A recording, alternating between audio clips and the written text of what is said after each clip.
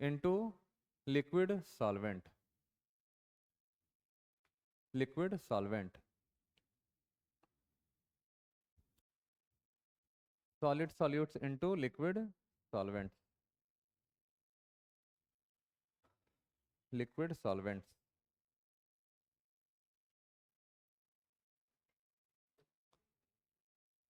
लिख दिए? नीचे लिखिएगा, नीचे लिखिएगा। Solubility depends on following factors.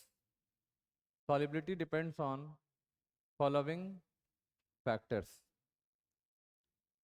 Solubility depends on following factors. Depends on following factors. पहला, nature of solute and solvent. पहला लिखना nature of solute and solvent. Nature of solute and solvent. दूसरा क्या लिखोगे? टेम्परेचर। और तीसरा प्रेशर। तीसरा हमारा प्रेशर हो जाएगा।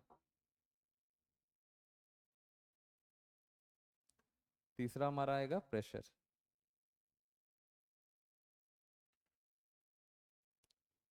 ठीक है, पहला लिखिए nature of solute and solvent. नीचे लिखिएगा nature of solute and solvent. Nature of solute and solvent. Solute and solvent. देखो बेटा ध्यान से देखना, nature of solute and solvent पहला, फर्स्ट में लिखा है ना nature of solute and solvent. देखिए हमारे पास जो सॉल्यूट और सॉल्वेंट होता है, सॉल्यूट एंड सॉल्वेंट, ये तभी सॉल्यूशन बना पाएगा जब दोनों का नेचर लाइक होगा। दोनों का नेचर लाइक होगा या सेम होगा। और हम लोग कहते हैं कि लाइक डिजॉल्व्स लाइक। लाइक किसको डिजॉल्व करेगा? लाइक को डिजॉल्व करेगा। यानी एक जैसे वाले सब्सटेंस एक जैसे वाले सब्सटेंस को ही डिजॉल्व करते हैं। यानी लाइक डिजॉल्व्स लाइक। जैसे मान लो अगर हम बात करें कि सोडियम क्लोराइड NaCl नमक और पानी, क्या ये डिजॉल्व होगा आपस में? बिल्कुल डिजॉल्व होगा, क्योंकि सोडियम क्लोराइड जो होता है ये आयोनिक कंपाउंड होता है। आयोनिक कंपाउंड होता है, ठीक है। और पानी कैसा होता है? पानी का नेचर हमारा पोलर होता है, ये भी आयनिक नेचर का होता है, यानी पोलर नेचर का होता है। तो जब दोनों का नेचर आयनिक या दोनों का नेचर पोलर होगा तब ये दोनों एक दूसरे में डिजॉल्व हो जाएंगे, नहीं तो डिजॉल्व नहीं होगा। यहाँ पे सॉल्यूबल होगा ये क्या हो जाएगा बोलो? सॉल्यूबल होगा। ठीक है, ध्यान रखिएगा। तो हमेशा ध्यान रखना है कि पोलर हमेशा किस में डिजॉल्व होता है? पोलर हमेशा डिजॉल्व किस में होता है? पोलर में। तब जाके ये हो जाता है सॉल्यूबल। ठीक है, पोलर पोलर में ही डिजॉल्व हो सकता है। अगर हम बात करें नॉन पोलर में, जैसे देखो नॉन पोलर है, नॉन पोलर है, इसको तुम पोलर में डिजॉल्व करो, क्या ये डिजॉल्व हो जाएगा? नहीं होगा। क्यों नहीं होगा? जैसे मान लीजिए ऑयल को, अगर आप ऑयल को पानी में डिजॉल्व करेंगे, तेल को पानी में डिजॉल्व करेंगे, तो क्या ये सॉल्युबल होगा? नहीं होगा, क्योंकि दोनों का नेचर बिल्कुल ही अलग है, दोनों का इंटरैक्शन अलग है, दोनों अलग अलग तरीके से इंटरेक्ट करता है। तो ये कभी भी डिजॉल्व नहीं होगा, ये आपका इनसॉल्युबल होता है, इनसॉल्युबल होता है। वहीं अगर मान लो नॉन पोलर है, अगर मान लो नॉन पोलर है, इसे अगर नॉन पोलर में डिजॉल्व करें तो ये बताओ हो जाएगा? ये हो जाएगा नॉन पोलर में ये क्या हो जाएगा आपका? बताओ, ये आपका सॉल्युबल होगा। जैसे मान लीजिए कि आप नॉन पोलर में बेंजीन ले रहे हैं, सपोज करिए आपने ले लिया क्या? बेंजीन। आप जानते हैं कि बेंजीन येलो रंग का, येलो कलर का ये लिक्विड होता है, येलो कलर का लिक्विड होता है जो कि नॉन पोलर होता है। इसमें आप कार्बन टेट्राक्लोराइड को CCl4 को आप डिजॉल्व कर सकते हैं, बिकॉज CCl4 और बेंजीन दोनों कैसा नेचर का है? दोनों आपका नॉन पोलर है। और जब दो नॉन पोलर आपस में मिलता है तो सॉल्युबल हो जाता है। बात समझ रहे हैं? तो जितने भी आयोनिक सॉलिड्स हैं, आयनिक कंपाउंड्स हैं, वो पानी में डिजॉल्व होते हैं। जितने भी एसिड्स हैं वो पानी में डिजॉल्व होते हैं, क्योंकि सारे के सारे एसिड्स जितने भी होते हैं वो सब क्या होते हैं? या तो बहुत अच्छा पोलर होते हैं, बहुत अच्छा आयोनिक होते हैं, या तो पार्शियल पोलर होते हैं, मतलब कम पोलर होते हैं। कम पोलर होगा कम सॉल्युबल होगा, ज्यादा पोलर होगा ज्यादा सॉल्युबल होता है। बात समझ रहे हैं? अब जैसे मान लो अमोनिया को अगर पानी में डिजोल्व करें, सपोज करिए कि अमोनिया हमने लिया, इसको पानी में डिजोल्व किया, ठीक है, तो ये क्या हो जाएगा बोलो? ये आपका सॉल्युबल होगा। क्यों सॉल्युबल होगा? क्योंकि अमोनिया भी पोलर है, सॉरी HCl नहीं, वाटर लेना है। पानी में ये क्या हो गया? सॉल्युबल है। क्यों सॉल्युबल है पानी में? पानी में सॉल्युबल इसलिए होता है क्योंकि तुमको पता है कि पानी में कोई भी बेस और कोई भी एसिड, ठीक है, कम या ज्यादा घुल जाता है, क्योंकि पानी हमारा यूनिवर्सल सॉल्वेंट होता है। तो पानी पोलर क्यों है? क्योंकि पानी में आपका नेगेटिव और पॉजिटिव चार्जेस होते हैं। जैसे देखो ऑक्सीजन है, ऑक्सीजन इलेक्ट्रोनेगेटिव एलिमेंट है, तो इस पे कौन सा चार्ज होता है? माइनस पार्शियल नेगेटिव चार्ज होता है। और इस पे क्या होता है? पार्शियल पॉजिटिव चार्ज होता है। उसी तरह से अमोनिया में भी partial negative partial positive charge होता है। तो ये भी पोलर है और ये भी देखो पोलर हो गया, दोनों पोलर पोलर है। तो दोनों पोलर पोलर क्या हो जाएगा बताओ? आपस में सॉल्युबल हो जाता है, ठीक है। मान लीजिए कि अगर हम HCl को पानी में डिसॉल्व करना चाहें, तो क्या ये डिसॉल्व होगा? ये रैपिडली डिसॉल्व हो जाएगा, रैपिडली डिसॉल्व हो जाता है। ये बहुत ही बढ़िया ये पोलर आपका सॉल्वेंट होता है, सॉल्यूट होता है। ये अच्छा पोलर सॉल्वेंट होता है और इसकी डाइलेक्ट्रिक कांस्टेंट की वैल्यू भी बहुत अच्छी होती है, ठीक है। और जिसकी भी डाइलेक्ट्रिक कांस्टेंट मतलब एबिलिटी टू आयोनाइज या ability to dissolve any solute, ठीक है, सॉल्वेंट्स की एबिलिटी, जिसके वजह से कोई भी सॉल्यूट डिसॉल्व होता है, उस एबिलिटी को डाई इलेक्ट्रिक कांस्टेंट कहते हैं। समझ गए बात को? अब जैसे पानी है, पानी का डाइलेक्ट्रिक कांस्टेंट करीब करीब 81 के करीब होता है, बहुत अच्छा माना जाता है। इसीलिए पानी हमारा यूनिवर्सल सॉल्वेंट होता है। बहुत हद तक हर एसिड्स को ये डिसॉल्व कर लेता है, हर बेस को डिसॉल्व कर लेता है, सॉल्ट्स को डिसॉल्व कर लेता है। तो यहाँ पे ध्यान रखिएगा, ये भी एक बहुत अच्छा पोलर मॉलिक्यूल है, और ये भी क्या है तुम्हारा? पोलर मॉलिक्यूल है। कार्बन डाइऑक्साइड गैस को पास करो पानी में, कार्बन डाइऑक्साइड गैस को पानी में पास करिए, ये गैस है, देखो कितना बढ़िया सॉल्युबल होगा ये लिक्विड है, बहुत ही बढ़िया रैपिडली डिसॉल्व कर जाएगा। यहाँ पे भी वेरी सॉल्युबिलिटी यहाँ पे बहुत अच्छा होगा, यहाँ पे भी सॉल्युबल होगा। बात समझ रहे हैं ना? तो ये चीज ध्यान में रखिएगा, ये सब नोट करिए फटाफट, है ना, इंपॉर्टेंट चीज है।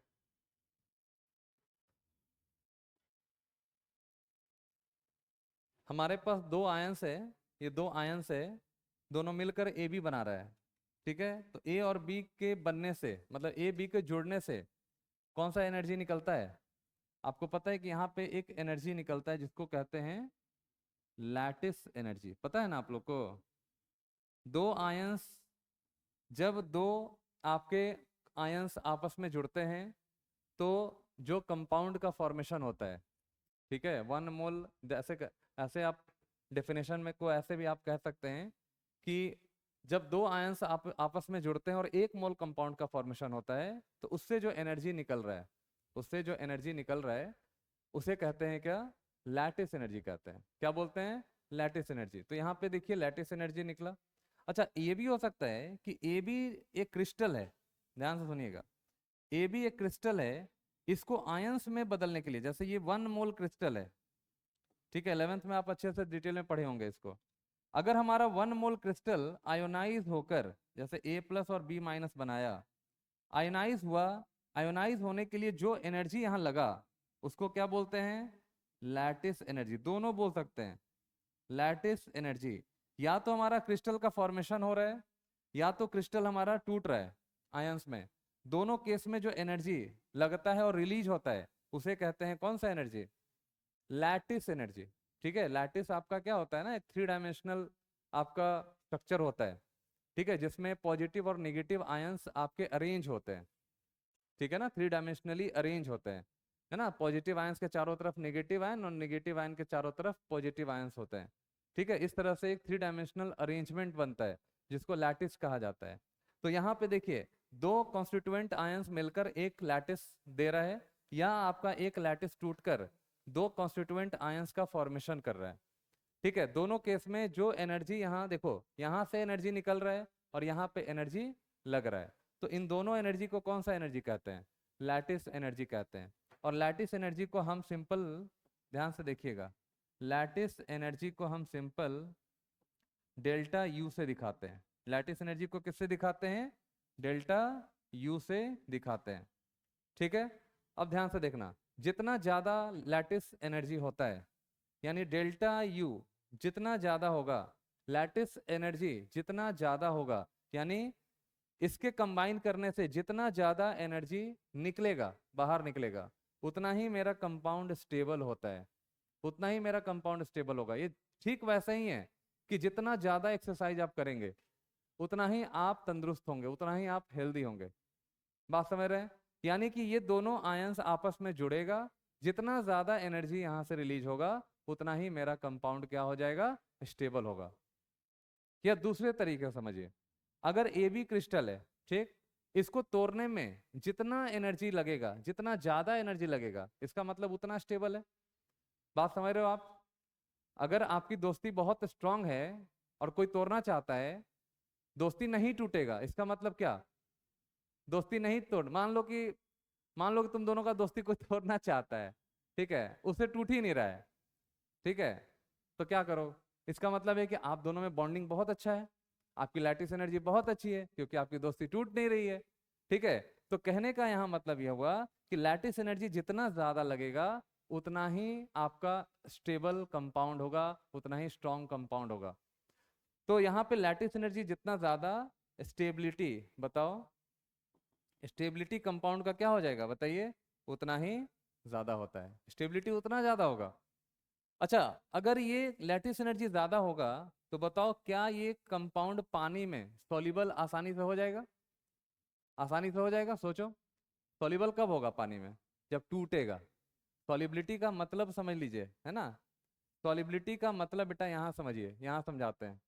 थोड़ा सा ये टॉपिक पे हम टाइम देंगे क्योंकि यही चैप्टर ही है ये। ठीक है, देखिए, जैसे NaCl पानी में डिजोल्व होता है, ठीक है ना, ध्यान से सुनना, NaCl पानी में डिजोल्व होता है, ठीक। सॉल्युबिलिटी का मतलब क्या होता है? डिसोल्यूशन का मतलब क्या होता है? सबसे पहले कि NaCl जो कंपाउंड है इसको तोड़ना पड़ेगा, ठीक। तोड़ने के लिए कौन सा एनर्जी देंगे आप? लैटिस एनर्जी देंगे।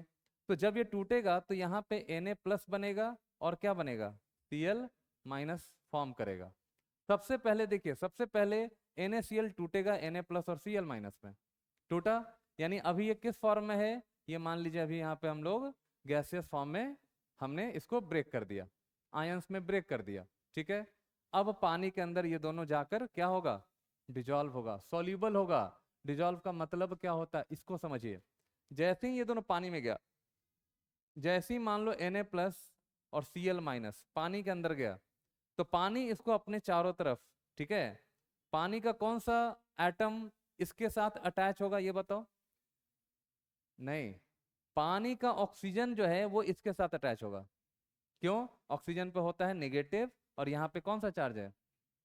पॉजिटिव चार्ज है। बात समझ रहे हैं?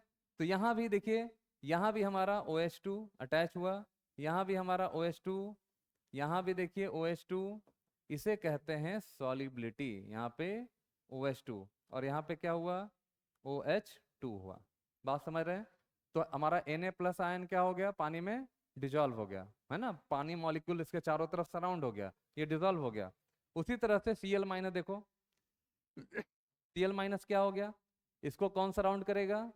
H2O, यहाँ पे भी H2O, यहाँ पे भी H2O, इधर भी H2O, है ना, H2O, इधर भी देखिए, यहाँ भी हमारा H2O, सराउंड कर लिया। तो सबसे पहला काम क्या था? सबसे पहला काम लैटिस एनर्जी लगा था, यहाँ लैटिस एनर्जी लगा, U लैटिस एनर्जी को U से दिखाते हैं, लैटिस एनर्जी लगा, यहाँ पे आयंस में टूटा, आयंस में टूटने के बाद क्या हुआ बताओ? ये पानी में डिजॉल्व हुआ। डिजॉल्व होने का मतलब कि चारों तरफ इसके जो वाटर मॉलिक्यूल्स हैं ये सराउंड हो जाते हैं, ठीक है। अब देखिए ध्यान से, जब भी कोई इंटरेक्शन होता है, जब भी कोई फोर्स यहाँ लगता है, इंटरेक्शन होता है, तो क्या एनर्जी निकलता है? बिल्कुल एनर्जी निकलता है। और इस एनर्जी को कहते हैं हाइड्रेशन एनर्जी। कौन सा एनर्जी बोलते हैं? हाइड्रेशन एनर्जी, ध्यान में रखिएगा, हाइड्रेशन एनर्जी। पानी के साथ इंटरेक्शन अगर कोई भी आयन करता है और वहां उस इंटरेक्शन से जो एनर्जी निकलता है उसको कहते हैं कौन सा एनर्जी? Hydration energy. क्योंकि हाइड्रेशन हो रहा है ना, ये Na प्लस क्या होता है? हाइड्रेट हो रहा है, इसके चारों तरफ पानी के मॉलिक्यूल्स आके सराउंड कर रहे हैं। तो इस यहाँ से जो एनर्जी निकलता है उसको हाइड्रेशन एनर्जी कहते हैं। यहाँ से भी एनर्जी निकल रहा है, इसको कौन सा एनर्जी कहते हैं? हाइड्रेशन एनर्जी कहते हैं, हाइड्रेशन एनर्जी। अब जरा एक सवाल मेरे को जवाब दो सवाल का। हाइड्रेशन एनर्जी ज्यादा तो सॉलिबिलिटी ज्यादा या कम? सॉलिबिलिटी ज्यादा या कम? ज्यादा होगा। क्यों ज्यादा होगा? क्योंकि इंटरेक्शन जितना बढ़िया होगा उतना ही एनर्जी ज्यादा निकलेगा। जितनी ज्यादा एनर्जी निकलेगी उतना ही सॉलिबिलिटी बढ़िया होगा। तो ये चीज ध्यान में रखिएगा कि delta heat of hydration, hydration energy को हम डेल्टा एच ऑफ वाई से रिप्रेजेंट करते हैं। जितना बढ़िया होगा सॉल्युबिलिटी हमारा उतना ही बढ़िया होगा। बात समझ रहे हैं आप? हीट ऑफ हाइड्रेशन जितना बढ़िया, सॉल्युबिलिटी उतना ही अच्छा होता है। क्लियर हो रहा है? बात समझ में आ रही है? अब देखिए लैटिस एनर्जी कहाँ चला गया। देखिए लैटिस एनर्जी, सॉरी यहाँ उल्टा कर दिए, सॉल्युबिलिटी उतना ही कम है ना। लैटिस एनर्जी जितना, अच्छा स्टेबिलिटी लिखे तो स्टेबिलिटी ज्यादा। अब ध्यान से देखिए, लैटिस एनर्जी जितना ज्यादा होगा, लैटिस एनर्जी जितना ज्यादा होगा मतलब इसको तोड़ने में एनर्जी उतना ज्यादा लगेगा। तो अगर तोड़ने में एनर्जी हमको ज्यादा लगेगा तो आयंस में टूटने में समय लगेगा, ज्यादा एनर्जी लगेगा। इसका मतलब है कि लैटिस एनर्जी ज्यादा लगा, ठीक है, ये आयंस में तो टूट ही नहीं पा रहा है। तो आयंस में जब टूटेगा नहीं तो हाइड्रेट होगा? बोलो, जब तक आयंस में टूटेगा नहीं तो हाइड्रेट होगा? वो नहीं होगा। तो आयंस में टूटना जरूरी है हाइड्रेशन के लिए। तो यहाँ पे लैटिस एनर्जी ज्यादा लग रहा है, इसका मतलब हमारा ये कंपाउंड सॉल्युबल कम होगा। बात समझ में आ रही है सबको? तो लैटिस एनर्जी अगर ज्यादा होता है तो ध्यान में रखिएगा, लैटिस एनर्जी अगर हमारा ज्यादा होता है तो सॉल्युबिलिटी क्या होता है? सॉल्युबिलिटी क्या होता है? कम होता है। ठीक है, ये चीज वेरी वेरी इंपॉर्टेंट है। तो सॉल्युबिलिटी को दो फैक्टर बहुत ज्यादा इफेक्ट करता है। कौन सा factor? Solubility is affected by two factors, mainly two factors, है ना। Solubility, solubility is mainly affected by, mainly affected by, affected by कौन सा फैक्टर? Two factors. कौन सा है वो फैक्टर्स बताओ? पहला, पहला कौन सा फैक्टर है बेटा? पहला लैटिस एनर्जी। फर्स्ट में क्या है आपका? लैटिस एनर्जी यानी डेल्टा यू। और दूसरा क्या है बताओ? Hydration energy, hydration energy. कैसे, कैसे अफेक्ट करेगा? अफेक्ट कैसे करेगा ये बताइए, कैसे अफेक्ट करने वाला है? अगर हमारा डेल्टा यू, डेल्टा यू अगर ज्यादा होगा तो सॉल्युबिलिटी कम होगा, यानी ये इनवर्सली प्रोपोर्शनल टू हो गया सॉल्युबिलिटी के, है ना। तो ये चीज ध्यान में रखिएगा।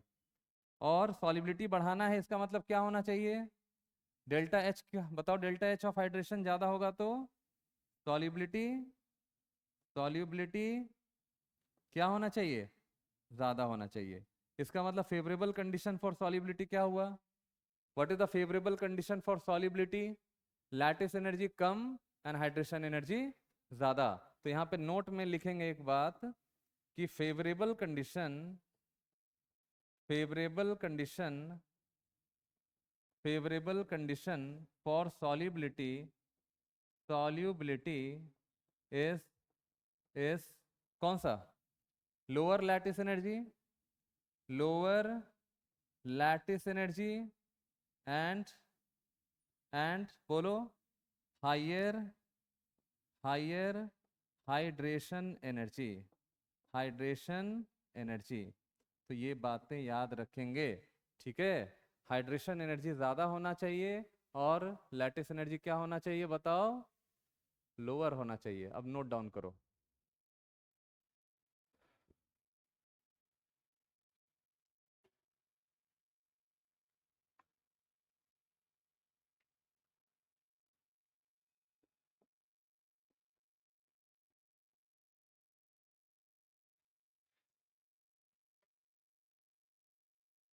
ठीक, यहां से आपको एनर्जी निकल रहा है, ध्यान दीजिएगा।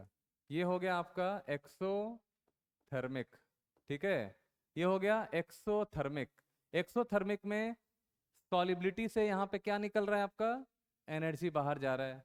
और एक्सोथर्मिक में बेटा डेल्टा एच आपका लेस देन क्या हो जाता है, 0। मतलब एनर्जी इंथैल्पी चेंज पढ़े होंगे आप लोग, इंथैल्पी चेंज निगेटिव होता है। तो जब भी यहाँ पे सॉलिबिलिटी से डेल्टा एच, देखिए डेल्टा एच लेस देन 0, मतलब डिसोल्यूशन एक्सोथर्मिक है। डिसोल्यूशन क्या हो गया, डिसोल्यूशन एच एक्सोथर्मिक, एक्सोथर्मिक हुआ। तो बताओ टेम्परेचर के बढ़ाने से सॉलिबिलिटी पे क्या असर पड़ेगा, कौन बताएगा? सॉलिबिलिटी पे क्या असर पड़ेगा? सॉलिबिलिटी ज़्यादा होगा। एक बात बताते हैं, देखो आप लोग पढ़े होंगे केमिकल इक्विलिब्रियम में ली चैटलियर्स प्रिंसिपल, पढ़े थे आप लोग? क्या बताता था ली चैटलियर्स प्रिंसिपल, कुछ याद है? नहीं याद है, बताते हैं। ली चैटलियर्स प्रिंसिपल कहता था कि आप जो करिएगा हम उसको अपोज करेंगे। उसका यही कहना था। क्या कहना था? आप जो भी करेंगे हम उसको क्या करेंगे, अपोज करेंगे। जैसे ये रिएक्शन है, मान लीजिए कि हम अगर सॉल्यूट का कंसंट्रेशन बढ़ा देंगे, सुनना ध्यान से एकदम, है ना, मजाक मजाक में सिखा देंगे इसको। अगर हम सॉल्यूट का कंसंट्रेशन बढ़ा दिए तो रिएक्शन क्या होगा, वो बुरा मान जाएगा। रिएक्शन कहेगा तुम बढ़ा कैसे दिए, हम अब घटाएंगे। वो क्या करेगा, अपोज करेगा, कंसंट्रेशन को कम करना चाहेगा। और कंसंट्रेशन को कम करने के लिए वो क्या करेगा, किधर भेज देगा, फॉरवर्ड भेज देगा। बात समझ रहे हैं? यानी कि आप जो भी करेंगे उसको क्या करेगा, वो अपोज करेगा। ली चैटलियर्स प्रिंसिपल कहता है कि अगर आप यहाँ रिएक्टेंट साइड में कंसंट्रेशन बढ़ाइएगा हम उसको कम कर देंगे और कम करके आगे भेज देंगे। अगर आप प्रोडक्ट में कुछ बढ़ाइएगा तो हम क्या करेंगे, कम कर देंगे और उसको किधर भेज देंगे, बैकवर्ड भेज देंगे। बात समझ रहे हैं? यानी आप कुछ भी करिएगा हम उसको अपोज करेंगे। आप ऊपर जाइएगा हम आपको नीचे कर देंगे, आप नीचे जाइएगा हम आपको ऊपर कर देंगे। यही कहना था ली चैटलियर्स का। ठीक है, अब मान लो कि ऑलरेडी यहाँ एनर्जी बहुत निकल रहा है, ध्यान से सुनना। अब तुम टेम्परेचर बढ़ा दिए, टेम्परेचर बढ़ाने से क्या कर रहे हैं आप, एनर्जी दे रहे हैं ना। टेम्परेचर बढ़ता कब है, जब एनर्जी देते हैं। टेम्परेचर बढ़ा के आप एनर्जी दे रहे हैं, अब सोचो क्या होगा, वो बैकवर्ड चला जाएगा। सॉलिबिलिटी बढ़ेगा कि घटेगा, घट जाएगा। ठीक है, तो यहाँ पे ध्यान रखिएगा, टेम्परेचर बढ़ाने से मेरा सॉलिबिलिटी कम हो जाएगा। अगर कोई सॉलिबिलिटी, अगर कोई चीज, अगर कोई सब्सटेंस सॉल्युबल है और वो एनर्जी दे रहा है तो टेम्परेचर कभी मत बढ़ाना। क्या करना आप, टेम्परेचर को कम करना। तो टेम्परेचर अगर कम करेंगे आप, टेम्परेचर यहाँ पे अगर कम कर देंगे तो सॉल्युबिलिटी क्या हो जाएगा, बढ़ जाएगा। बात समझ में आ रही है? तो ये चीज ध्यान रखिएगा। दूसरा केस, ये केस नंबर 1 था। देखो दूसरा केस देखो, अगर हमारा सॉल्यूट प्लस सॉल्वेंट यहाँ पे एनर्जी कुछ लेकर, कुछ एनर्जी लेकर ये सॉल्यूबल हो रहा है, ठीक है, यानी सॉल्यूशन बना रहा है। बताओ इस केस में क्या हुआ, एनर्जी ले रहा है, क्या हुआ, कौन सा, एंडोथर्मिक। यहाँ पे आपका ये हुआ एंडोथर्मिक। तो एंडोथर्मिक में क्या होता है, डेल्टा एच का वैल्यू ग्रेटर देन 0 हो जाता है। अब जरा मेरे को बताओ कि अगर यहाँ टेम्परेचर बढ़ाएंगे, इस वाले केस में टेम्परेचर बढ़ाएंगे तो क्या होगा, यानी इधर का चीज बढ़ा रहे हो, अपोज करेगा, फॉरवर्ड भेजेगा। यानी टेम्परेचर बढ़ाने से हमारा सॉल्युबिलिटी, सॉल्युबिलिटी क्या हो जाएगा, बढ़ जाएगा। और टेम्परेचर घटाने से सॉल्युबिलिटी, सॉल्युबिलिटी कम हो जाएगा। बात समझ रहे हैं? तो ये चीज ध्यान में रखिएगा। Reaction goes forward, reaction goes backward. यहाँ लिख देते हैं according to, according to Le Chatelier's, Le Chatelier's principle. अगर तुम यहाँ लिख लेंगे, अगर आप लिखेंगे तो आपको याद आ जाएगा कि हाँ ऐसा ऐसा हुआ था, ली चैटलियर्स प्रिंसिपल से। ठीक है ना, नोट कर लीजिए उसको। ये था टेम्परेचर इफेक्ट।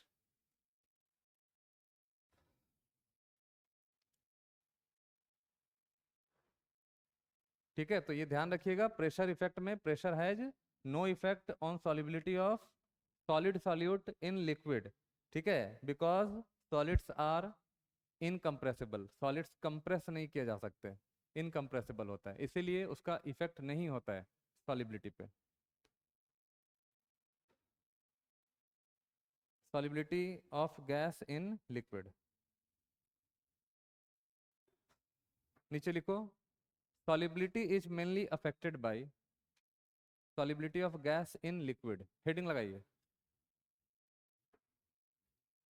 हेडिंग लगाइए, solubility of gas in liquid is mainly affected by is mainly affected by gas in liquid is mainly affected by affected AFFECTED affected by पहला, पहला लिखो, पहला प्रेशर लिखो, पहला हमारा प्रेशर और दूसरा हमारा होगा टेम्परेचर। पहला प्रेशर, दूसरा हमारा टेम्परेचर, पहला प्रेशर, दूसरा हमारा हो गया टेम्परेचर। ठीक है, ये दो फैक्टर है जो अफेक्ट करता है। चलिए, पहला हो गया प्रेशर इफेक्ट एंड दूसरा हो गया हमारा टेम्परेचर इफेक्ट। ठीक है ना, चलिए फर्स्ट इफेक्ट स्टार्ट करिए। पहला इफेक्ट कौन सा effect? Pressure effect, pressure effect. पहला इफेक्ट है हमारा प्रेशर इफेक्ट, प्रेशर इफेक्ट लिखो। Pressure effect is explained bye pressure effect is explained by Henry's. Pressure effect is explained by Henry's.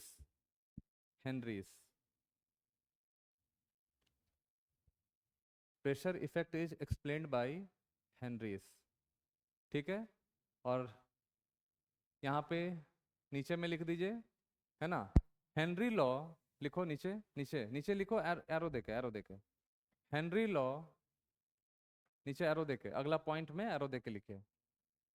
Henry law explain the effect of pressure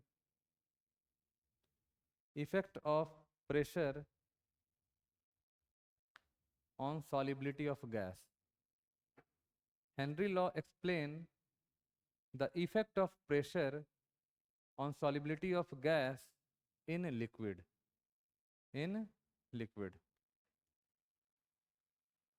देखो बेटा, ध्यान से देखना, ये हमारा लिक्विड है इधर, ठीक है, और एक पिस्टन लगा। पिस्टन समझते हैं आप लोग? पिस्टन पिस्टन क्या होता है? ये ऊपर नीचे ऐसे टू एंड फ्रो मूव कर, ऐसे ऐसे मूव करता है, अप एंड डाउन मूव करता है, पिस्टन होता है। ठीक है, और यहाँ पे हमने गैस को फिल किया। एक मान लो कोई पर्टिकुलर गैस है, यहाँ पे हमने गैस को फिल कर दिया है ऊपर में, देखो ऊपर हमने गैस को फिल कर दिया। ठीक है, ये लिक्विड है, ये गैस है। अब हमें गैस को सॉल्यूबल करना है। गैस को सॉल्यूबल करने का मतलब है कि ज़्यादा से ज़्यादा ये जो गैस मॉलिक्यूल है वो लिक्विड के अंदर आ सके। उसके लिए क्या करना पड़ेगा आपको? उसके लिए आपको प्रेशर बढ़ाना पड़ेगा। बात समझ रहे हैं? जैसे यहाँ पे हमने कोई मास रख दिया, मान लो m मास का कोई ऑब्जेक्ट रख दिया, ये क्या करेगा? उस पिस्टन को नीचे की तरफ दबाएगा। तो जब वो नीचे की तरफ दबाएगा तो ज़्यादा से ज़्यादा मास गैस का मॉलिक्यूल, ज़्यादा से ज़्यादा गैस के मॉलिक्यूल्स कहाँ पे जाएंगे? नीचे की तरफ, यानी लिक्विड के अंदर मूव करेंगे। तो जब लिक्विड के अंदर मूव करेंगे तो हम कह सकते हैं कि हमारा गैस सॉल्यूबल हो गया। यही तो होता है, gas should not react with liquid. Gas react नहीं होना चाहिए, पानी के साथ गैस का रिएक्शन नहीं होना चाहिए। ठीक है, तो ये गैस जितना ज़्यादा इस वाले लिक्विड के अंदर आएगा तो हम कहेंगे कि यहाँ पे सॉल्युबिलिटी बढ़ेगा। बात समझ रहे हैं? अब सॉल्युबिलिटी को हम कई चीज़ों से दिखा सकते हैं। Solubility can be represented by other things, मतलब बहुत सारी चीज़ें ऐसी होती हैं, जैसे मान लो ग्राम पर लीटर में दिखा सकते हैं। ठीक है, गैस का मास ले सकते हैं, ग्राम पर लीटर ले सकते हैं। सॉल्युबिलिटी को मोल फ्रैक्शन से दिखा सकते हैं, कितना ज़्यादा मॉलिक्यूल गैस का इस लिक्विड के अंदर आएगा, मोल फ्रैक्शन से दिखा सकते हैं। मोलरिटी से दिखा सकते हैं, मोल पर लीटर से दिखा सकते हैं। तो सॉलिबिलिटी को रिप्रेजेंट करने के लिए बहुत सारे वेज होते हैं, तरीके होते हैं। तो सबसे पहला यहाँ पे ध्यान से देखिएगा, solubility. Solubility directly proportional to क्या होता है बताओ? प्रेशर। प्रेशर ऑफ, बोलो, गैस। जितना ज्यादा सॉल्युबिलिटी होगा, सॉरी, जितना ज्यादा प्रेशर होगा हमारा गैस का सॉल्युबिलिटी लिक्विड में उतना ही ज्यादा होता है। बात समझ में आ रही है?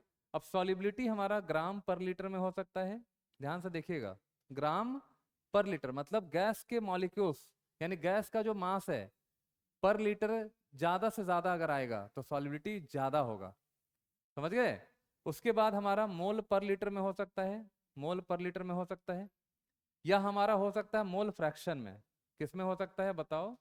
मोल फ्रैक्शन में हो सकता है। ये किसी में भी सॉल्युबिलिटी को हम दिखा सकते हैं। फिर से समझ लीजिए, सॉल्युबिलिटी डायरेक्टली प्रोपोर्शनल टू क्या होता है आपका? प्रेशर। जितना ज्यादा प्रेशर होगा उतना ही गैस हमारा पानी में डिजॉल्व होगा, सॉल्युबल होगा। अब सॉल्युबिलिटी ग्राम पर लीटर में हो सकता है, यानी कि मॉलिक्यूल्स, जो गैस मॉलिक्यूल्स हैं उनके कितना अमाउंट हमारा पानी में जा रहा है, पानी में जा रहा है यानी सॉल्युबिलिटी बढ़ रहा है। ठीक है, कितना मोल फ्रैक्शन पानी में जा रहा है, सॉल्युबिलिटी बढ़ रहा है, या कितना मोल पर लीटर पानी में जा रहा है उतना सॉल्युबिलिटी बढ़ रहा है। ठीक है, तो पहला चीज तो ये हो गया कि सॉल्युबिलिटी हमारा प्रेशर का क्या होता है? डायरेक्टली प्रोपोर्शनल होता है। अब देखिए, अगर सॉल्युबिलिटी को हम इफ सॉल्युबिलिटी अगर सॉल्युबिलिटी को हम इज रिप्रेजेंटेड इन ग्राम पर लीटर, ग्राम पर लीटर, अगर सॉल्युबिलिटी को ग्राम पर लीटर में रिप्रेजेंट कर रहे हैं, यानी कि अमाउंट ऑफ गैस इन ग्राम, सुनना मेरी बात, amount of gas in gram dissolve पर लीटर ऑफ द सॉल्यूशन, पर लीटर ऑफ द सॉल्यूशन, अगर ऐसा है, ठीक है, तो क्या हो जाएगा बताओ? जितना ज्यादा मास आपका डिजॉल्व होगा, जितना ज्यादा अमाउंट आपका डिजॉल्व होगा, यानी कहने का मतलब है कि प्रेशर उतना ही ज्यादा होगा। प्रेशर बढ़ेगा, प्रेशर बढ़ेगा तो उतना ही ज्यादा अमाउंट यानी गैस का ग्राम पर लीटर बढ़ेगा, गैस का ग्राम पर लीटर बढ़ेगा, क्योंकि गैस का सॉल्युबिलिटी को ही हम रिप्रेजेंट कर रहे हैं ग्राम पर लीटर से। तो मास डायरेक्टली प्रोपोर्शनल टू क्या हो गया? प्रेशर। प्रेशर बढ़ाओगे उतना ही गैस का अमाउंट जो है वो इस लिक्विड के अंदर डिजॉल्व हो जाएगा। तो एट टू डिफरेंट प्रेशर पे क्या होगा? एट टू डिफरेंट प्रेशर पे क्या हो जाएगा सोचो? एट टू डिफरेंट प्रेशर पे सोचिए, टू डिफरेंट प्रेशर पे क्या हो जाएगा? मान लीजिए कि एक आपका अमाउंट हो गया m1, ठीक है, एट एट प्रेशर P1, और दूसरा m2 एट प्रेशर P2। तो आप लिख सकते हैं ना, m1 by m2 equal to P1 by P2। क्या इतना लिखा जा सकता है या नहीं लिखा जा सकता है? इतना लिखा जा सकता है अगर प्रोपोर्शनल है। तीसरा देखिए, तीसरा, अगर सॉल्युबिलिटी को हम if solubility is represented by mole fraction. अब हम सॉल्युबिलिटी को किससे दिखा रहे हैं बेटा, जल्दी बताओ? मोल फ्रैक्शन से। अब मोल फ्रैक्शन तो आप अच्छे से जानते हैं, है ना? मोल्स ऑफ सॉल्यूट, यहाँ सॉल्यूट कौन है, सॉल्वेंट कौन है बताओ? सॉल्यूट गैस है, सॉल्वेंट हमारा लिक्विड है, पानी है। तो अगर सॉल्युबिलिटी को मोल फ्रैक्शन से दिखाते हैं तो यहाँ पे हेनरी लॉ क्या कहता है? अकॉर्डिंग टू हेनरीज क्या बोला कि देखिए, partial pressure of gas directly proportional to क्या लिखेंगे हम? Mole fraction. एकदम बहुत अच्छे से ये समझा दिया कि पार्शियल प्रेशर, अभी देखो ध्यान से, अभी थोड़ा 2 मिनट रुक जाना, अभी देखो ध्यान से। पार्शियल प्रेशर का मतलब क्या होता है? मान लीजिए कि यहाँ पे कुछ और भी गैसेस प्रेजेंट है, जैसे मान लीजिए कुछ और भी गैसेस प्रेजेंट है, ठीक है, ये गैस दूसरा हो गया, फिर से एक और गैस मान लेते हैं यहाँ पे, ये तीसरा गैस हो गया, ठीक है। 3 तरह का गैस हमने यहाँ पे ले लिया, ठीक है। अब तीनों गैस को हम देखते हैं कि लिक्विड में तीनों गैस हमारा, अगर ऊपर से प्रेशर लगाएंगे तो तीनों गैस फोर्स लगाएगा पर यूनिट एरिया, जिसको प्रेशर कहते हैं।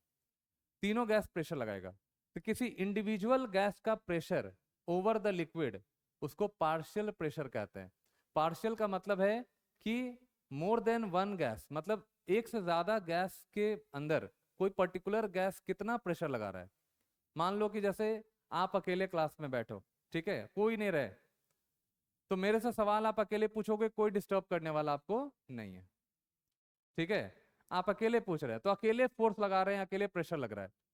लेकिन अगर मान लो, अरे सुनो ना यहाँ पे, अगर मान लो बहुत सारे स्टूडेंट्स हैं और तब सवाल पूछ रहे हैं तो उसके अंदर थोड़ा झिझक होगा कि सवाल पूछ रहे हैं।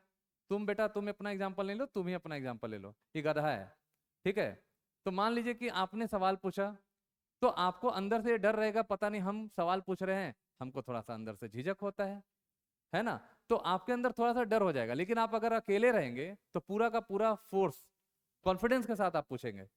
तो अगर कोई गैस अकेला है तो पूरा कॉन्फिडेंस के साथ वो फोर्स लगाता है पर यूनिट एरिया, यानी प्रेशर वो अपना अकेला लगाता है। लेकिन जब मल्टीपल गैसेस होते हैं तो कोई उसमें एक पर्टिकुलर गैस जो प्रेशर लगाएगा उसको पार्शियल प्रेशर कहते हैं, पार्शियल प्रेशर, ठीक है। पार्शियल का मतलब क्या हुआ, पूरा कंप्लीट प्रेशर नहीं, पार्शियल प्रेशर लगा रहा है। यानी यहाँ पे कोई भी एक पर्टिकुलर गैस जो प्रेशर लगाएगा उसको क्या बोलते हैं, पार्शियल प्रेशर कहते हैं। तो यहाँ पे हेनरीज ने क्या बोला, हेनरीज ने कहा कि पार्शियल प्रेशर जो गैस लगाएगा वो किसका प्रोपोर्शनल होगा, मोल फ्रैक्शन। किसका मोल फ्रैक्शन, किसका मोल फ्रैक्शन, उस पर्टिकुलर गैस का, ठीक है। मोल फ्रैक्शन ऑफ क्या बताओ, मोल फ्रैक्शन ऑफ किसका, गैस का।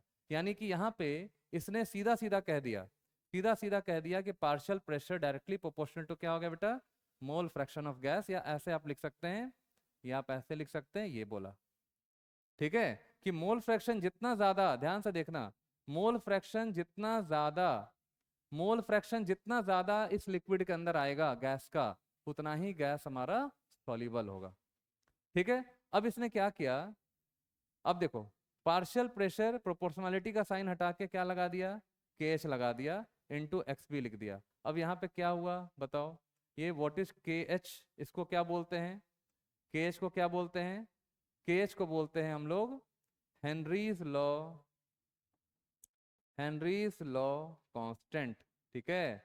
इसको क्या बोला जाएगा, हेनरीज लॉ कांस्टेंट। तो partial pressure of gas in a liquid is directly proportional to the mole fraction. और यहाँ पार्शियल प्रेशर बराबर क्या हो जाएगा, के एच इंटू एक्स बी। अब क्या ये स्ट्रेट लाइन का इक्वेशन दिख रहा है तुमको, क्या straight line y equal to m x का इक्वेशन दिख रहा है। अब ये चीज हम बाद में बात करेंगे, ठीक है। तो ये था तुम्हारा हेनरीज लॉ, ठीक है। तो याद रखना, हेनरी लॉ का तीन तीन नंबर का क्वेश्चन आता है बोर्ड्स में, 3 मार्क्स का, ठीक है। तो इसीलिए इसको याद रखना।